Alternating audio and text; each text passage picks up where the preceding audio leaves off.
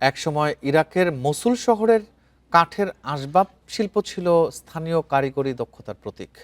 তবে শত বছরের পুরনো এই শিল্প এখন কঠিন প্রতিযোগিতার মুখে। কম দামের আমদানি করা পণ্যের দাপটে কমছে ঐতিহ্যবাহী কাঠের পণ্যের চাহিদা। সেই সাথে সংকুচিত হয়ে পড়ছে কাঠের কারখানাগুলোর কাজের পরিসর। ফলে টিকে থাকার লড়াইয়ে স্থানীয় কারিগররা।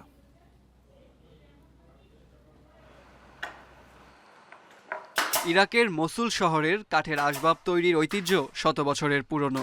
একসময় স্থানীয় কারিগরদের তৈরি শক্ত কাঠের আসবাব ছিল বাসিন্দাদের পছন্দের তালিকায় সবার উপরে।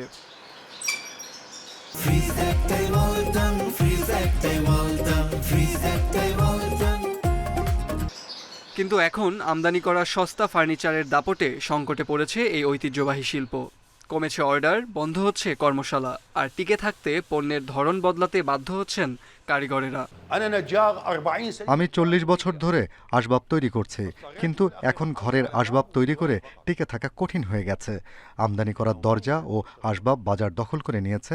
এখন শুধু বড় বাড়ি বা ভিলার মালিকরাই বিশেষ অর্ডার দিয়ে কাঠের কাজ করান।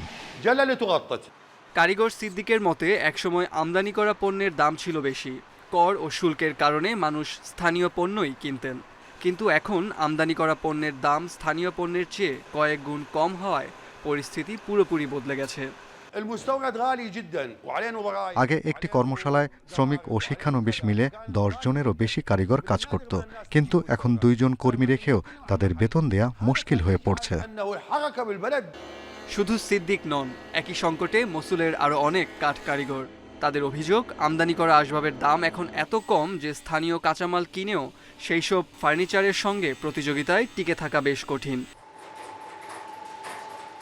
মসুলের আমদানি করা ফার্নিচারের দোকানগুলোতে এখন আধুনিক ডিজাইনের পণ্যের চাহিদাই বেশি। মানুষের রুচির বদল আর কম দামের কারণে এখানকার ক্রেতারা সবচেয়ে বেশি ঝুঁকছেন এমন রেডিমেড পণ্যের দিকেই। শেখ শাকের, ইন্ডিপেন্ডেন্ট নিউজ।